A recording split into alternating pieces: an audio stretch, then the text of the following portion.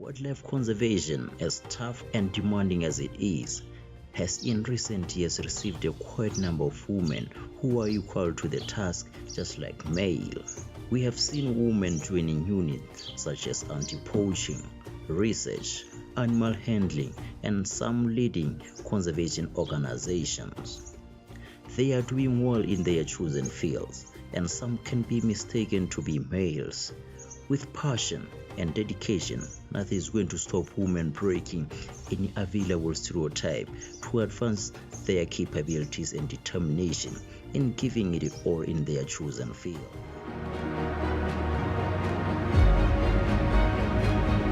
My name is Kay, or Gileabij Ilisetedi. They call me Kay because Gileabij is a great deal of letters to remember. So I am an elephant handler, and I was employed by Elephant Havens in late 2020. So I am a year and a half old. So Elephant Havens is a non-profitable organization that works around the clock to preserve and protect the African elephant. So what we do is we rescue orphaned baby elephants, which we hand rear and give a second chance at life because we take care of them for a certain amount of time, and then we will later release them back into the wild. Hello everyone, my name is Rebecca Klein and I'm the Executive Director and Co-Founder of Cheetah Conservation Botswana. We have been a registered charity since 2004 and we promote the coexistence of wildlife and people through a holistic array of activities including scientific conservation research, working with farming communities to reduce the conflict between people and carnivores, working with communities to develop livelihoods based on natural and cultural resources so that communities see a value in coexisting with wildlife in beautiful wild places, and also awareness raising activities for the public and the youth. We are to rescue a baby elephant. What happens is in 2017, when our idea was in motion, we did an outreach. So a countrywide outreach. So if they find an elephant or they see an elephant that is in need of help, they contact us, and then we go there and we do a 3-day assessment to make sure that the 3-day assessment is necessary because we try and reunite the elephants with family. Of course, we are a non-profitable organization, and if it was up to us, we would take in as many elephants as we want. But then again, if we're getting a lot of elephants, it means something is still wrong. So we wait for a little bit to make sure that no other elephant comes to claim it as its own, or it's not accepted by another herd. So elephants can adopt if they want to, and we wait for such things to happen. And if there's no luck, we take the elephant. In which sometimes there's exceptions where an elephant is really sick, or it's a very small elephant. In that case, we just take it immediately because we don't know how long it's been without food or water or without parenting, and it's more prone to predators. We normally take elephants that are babies or probably under the age of 4, because they're easier to control and they're easier to calm down, and they're easier to, because an elephant is a very strong thing. So if we're going to take in a very big elephant, it's not going to be easy for us to be able to control it. So after that, we bring the baby home. So we transport the babies with, we have a single cab, and we have a bull rag. So we put the babies in there. We make sure that we make little pit stops so it can drink water, and we cut vegetation for the baby. And when we go to the field, we go with a vet. So we have a vet all the way to and from the whole rescue. And when they get here, we put it in the quarantine boma because we don't want it to either spread any diseases it may have to the new babies, or to be startled by anything. So we really try and keep it in an isolated area and give it proper care, depending on what the vet has prescribed. And then it stays there for about 2 weeks, depending on the situation, sometimes more than 2 weeks. And then it will meet and greet the other elephants. They come there, they say hi, and to give it some sort of encouragement that you're not alone, you're not trapped in a space where they're going to kill you or anything, because these elephants, they come traumatized. They've experienced a lot of things from where they're coming from. So that's when Mamutsi and the other elephants come and greet the baby. And sometimes when there's a new baby around, they try their best to come and visit each and every time.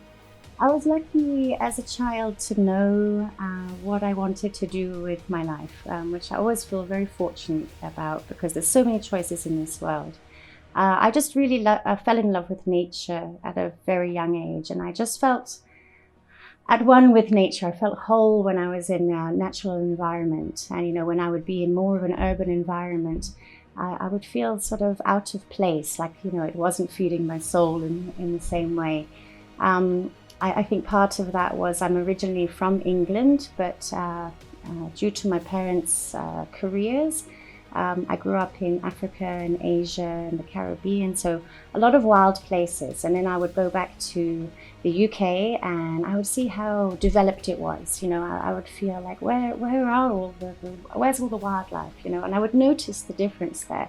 So I started thinking a lot about environmental issues.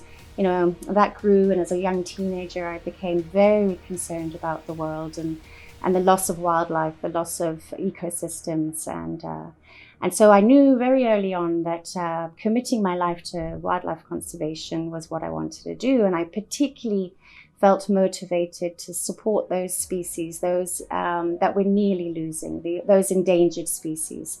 Those species that if we don't act now, we might lose tomorrow. So that was always my motivation, and I went on to get a degree in wildlife biology, and then I traveled doing different volunteer programs and found myself in Botswana, and I met 2 cheetah brothers at Mokolodi Nature Reserve, and they were beautiful.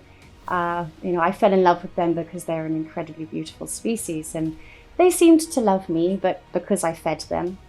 And I thought, well, let's see what we can do to link up with a wild cheetah organization doing conservation out in the areas where most of the wild cheetahs live. And I was quite surprised to learn that there wasn't any concerted efforts for cheetah conservation in Botswana. And I spoke to the wildlife department, I spoke to other cheetah organizations regionally, and they said, yes, Botswana really needs to get cheetah conservation going. It's the center of the cheetahs range in southern Africa, some of the highest populations of cheetahs in the world. And I was given a lot of encouragement to start up a cheetah conservation program. I chose to venture into this field because I wanted to honor my late dad. So late 2020, I lost my father, and he was a professional guide. So I really wanted to walk in his footsteps and ensure that I carry on his legacy.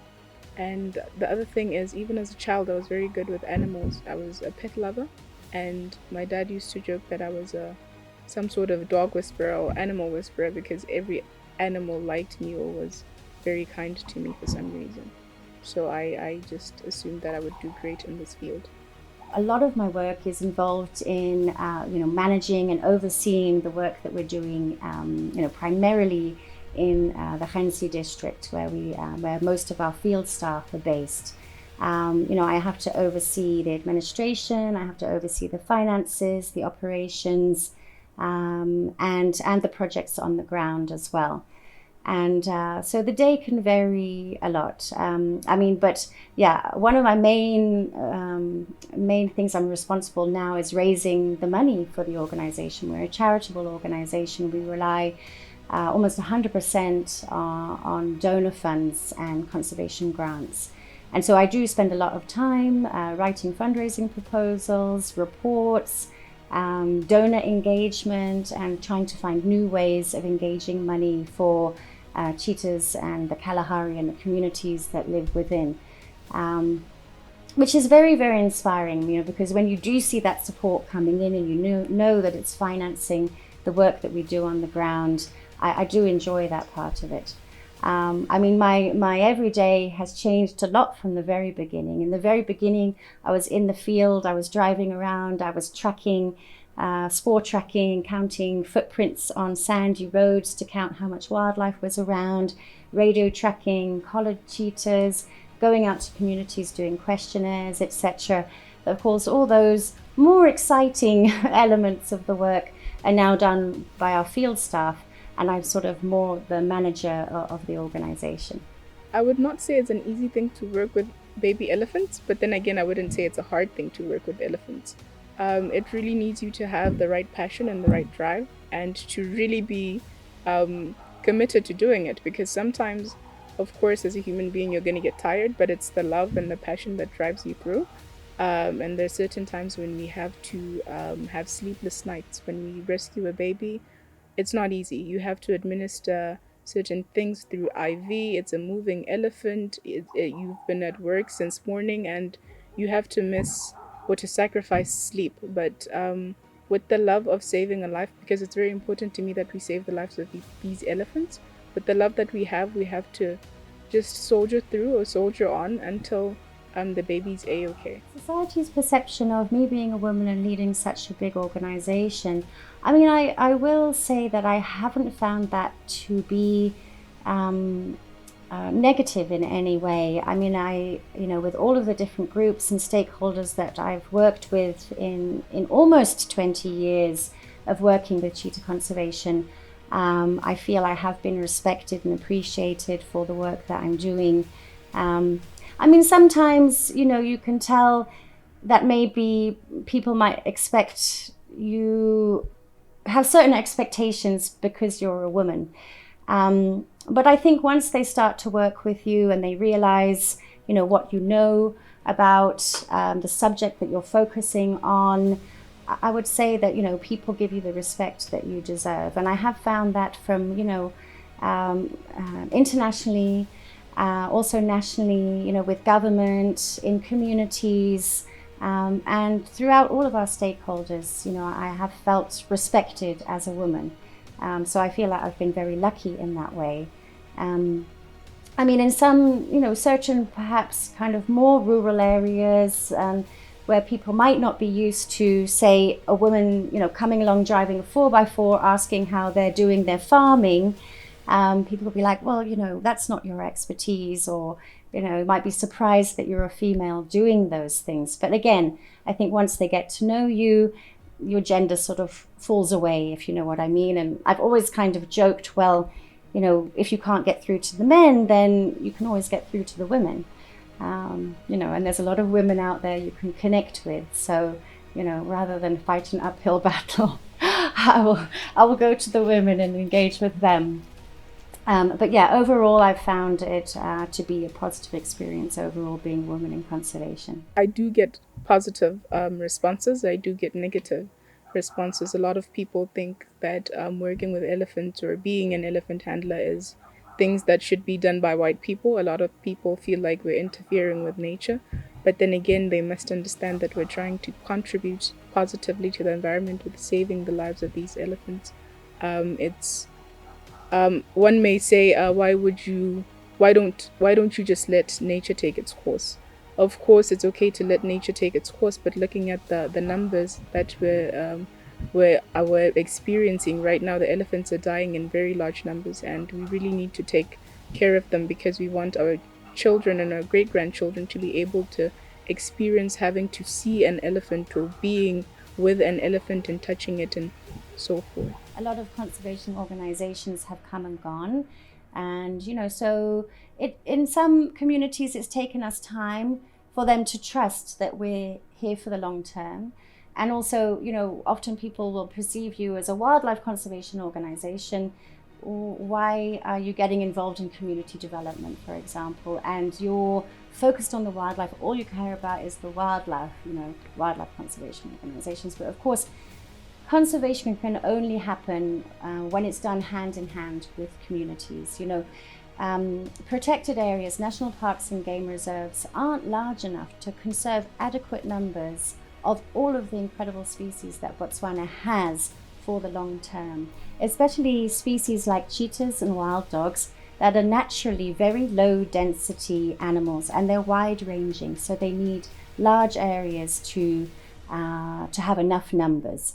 And they're highly mobile as well, so even though they may have been born in a protected area, they're certainly going to leave at some point during their lifetime, especially if they're cheetahs and wild dogs and they're roamers, they move. So we have to kind of really consider conservation more broadly beyond protected areas, into the wildlife management areas, into the farming areas, and make sure that communities and people can coexist.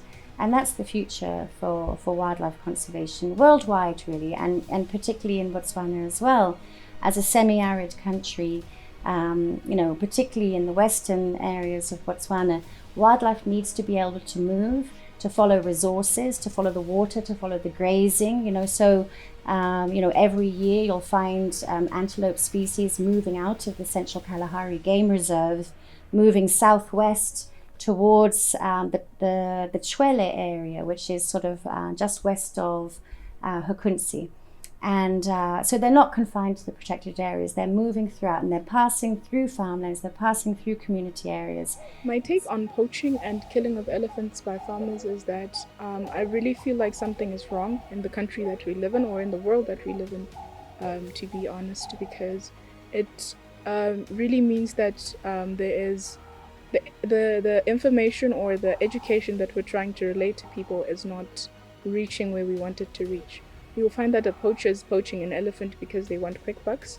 A farmer is shooting an elephant because it's eating its crop.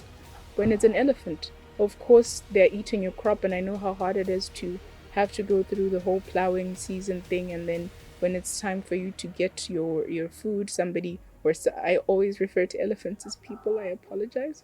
Or when something comes and eats your food, you feel like, okay, let me just shoot it and kill it. You don't think about it. What about its family? What about the outcomes of shooting an elephant? So farmers really should be educated. It's an elephant at the end of the day.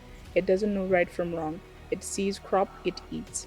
And I feel like if they would devise other plans on having to protect the crop, it would really be better than shooting them down. If, for instance, a farmer is shooting 3 elephants down a week, imagine how many he's shooting down in a month. Imagine how much numbers we're losing. If they're poaching elephants for ivory because they want to decorate houses, or it's for medicinal purposes, I don't really think that's worth anything. So our work is focused in the Hansi district currently. Obviously to have impact, you have to focus in a particular area. You can't spread yourself too thin. But we work very closely with partner organizations across the country as well to also promote carnivore conservation. And you can't do it all yourselves, but you can share the knowledge you've gained, you can share the resources you've developed, you can share the educational information you have. So we do partner a lot. We actually set up about 6 years ago the Botswana Carnivore Forum, which is actually a forum which brings all of the sort of wildlife conservation organizations which have a focus on large carnivores, and research, etc., government departments that are all involved in this kind of conservation. We all work together, so we share our data. We might be focusing on cheetahs, but we're getting information about wild dogs, about jackals in other parts of the country. They might be doing similar methods, and they've got information about cheetahs. So we put all of that information together when we released a sort of a nationwide carnivore occupancy study, which is all of that data from everyone who's working on the issue pulled together. And I think by working through partnerships and networking, we can really achieve a lot more than we can sort of working in our silos and as individual organizations. And of course, we try to do that with the government as well. We recently we created a lovely book, Khabe, the Cheetah Hero. It's a book that was illustrated by the local schools. We gave them all the stories and what illustrations had to be on each page, and we did a competition and they illustrated the book. And actually the Department of Curriculum has taken that book. It's been tied to the Botswana curriculum, and they're going to distribute it to all of the schools nationwide. It is not a smooth sailing for these professional women, as the society and some of their male counterparts still doubt their capabilities. They still judge them and feel worthless to be led by a female. Similarly, there are those men who enjoy having women at the top, for they provide that motherly love and guidance. My message to women who want to venture into wildlife conservation would be do it, but um, do it with the right, would I say, motive?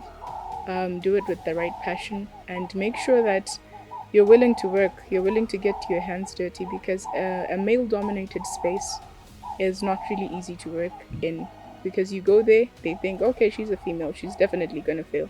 And whether we like it or not, men are always going to be stronger than females. Of course, we fight for equality, but it's just to close a certain gap. Um, so it's up to you to prove the men wrong that I can do this and I am willing and capable, or at least just try.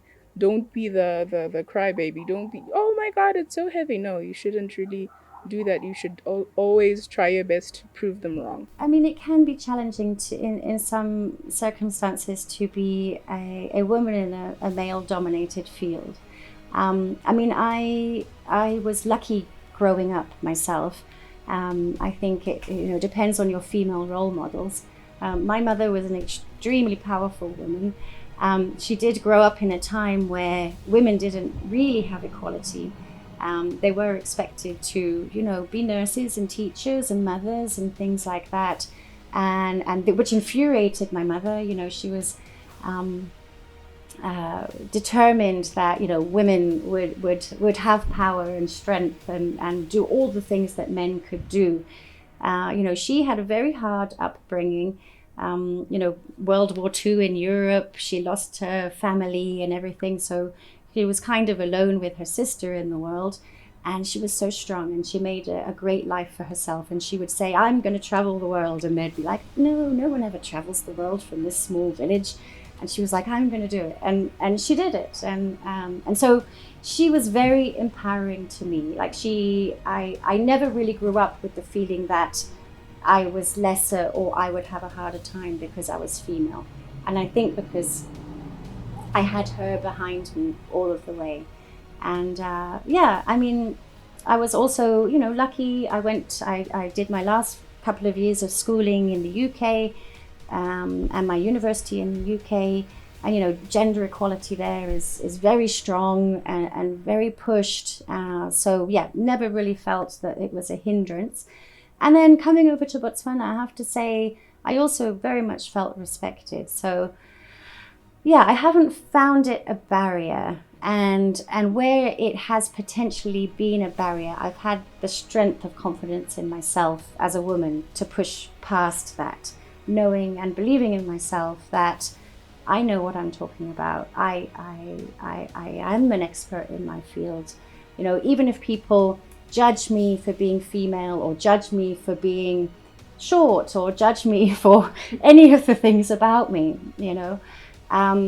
I am confident that my actions and my words will dissolve those barriers, that will dissolve those preconceptions, will be the ultimate sort of takeaway from what I'm trying to achieve. So I appreciate very much that being a woman can be very challenging. But I think absolutely, empower your daughters, help them to realize that they are as powerful as men, that they can be anything they want to be. And I think we are so lucky to be born in this time as well, where, in many countries there are more gender challenges. But as many countries modernize, gender equality is required. By governments, and it is very much, I feel, becoming the norm, and it is expected and required by many groups and governments. So I think we're lucky to be at least born in this generation and knowing that gender equality is a need and an expectation for all of us.